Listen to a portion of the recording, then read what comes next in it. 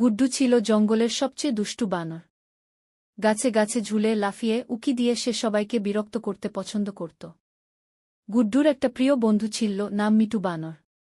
একদিন সকালের দিকে গুড্ডু আর মিটু গাছের ডালে বসেছিল। হঠাৎ গুড্ডুর চোখে পড়ল এক অদ্ভুত জিনিস, একটা বড়র থলে একটা আম গাছের নিচে পড়ে আছে। গুড্ডু থলেটার দিকে দৌড় দিল। সে থলেটার মুখ খুলেই দেখল পুরো থলে ভর্তি পাকা কলা।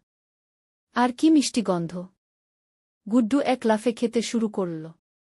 একটা, দুইটা, পাঁচটা, সে থামেই না।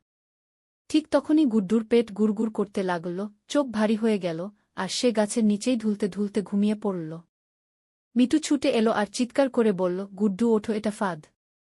এদিকে ঝোপের আড়াল থেকে একজন শিয়াল হাসছে। শিয়াল ফিসফিস করে বলল, এটা শুধু কলার থলে না, এটা হলো ঘুমের কলা।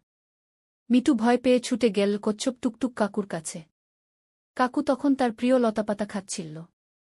মিটু বলল, কাকু, গুড্ডু একটা ফাঁদে পড়েছে।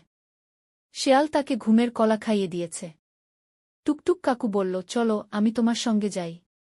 টুকটুক কাকু গিয়ে মিটুকে বলল, বানরদের ঘুম থেকে জাগাতে আম লাগে। মিটু তাড়াতাড়ি পাশের আমগাছ থেকে একটা আম এনে চিপে গুড্ডুর নাকের কাছে ধরল। আমের গন্ধ পেয়ে গুড্ডু আস্তে আস্তে উঠে বসল। শিয়াল বুঝতে পারল তার ফাঁদ ব্যর্থ হয়েছে। গুড্ডু তাকে ঘিরে বলল, আমরা দুষ্টু হই ঠিক আছে, কিন্তু কারও ক্ষতি করি না। শিয়াল লজ্জায় মুখ লুকিয়ে পালিয়ে গেল। আর গুড্ডু মিটুর চুমো খেলল আর তাকে ধন্যবাদ জানাল।